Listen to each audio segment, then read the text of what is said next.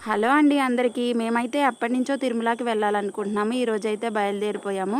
గోదావరి చూసి మీరు కనిపెట్టేసి ఉంటారు. రాజమండ్రి తిరుమల ఇన్‌స్టిట్యూషన్స్.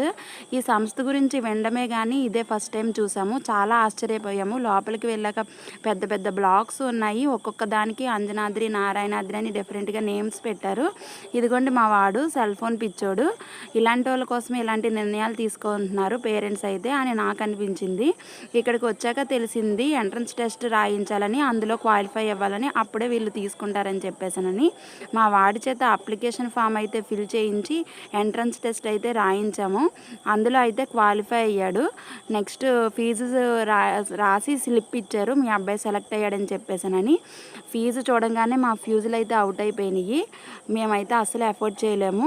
కానీ ఏం చేయాలో అర్థం కావట్లేదు. వీడికి మంచి భవిష్యత్తు ఇవ్వాలంటే జాయిన్ చేయాలని అనిపిస్తుంది. ఏం చేసామనేది నెక్స్ట్ వీడియోలో చూసేయండి.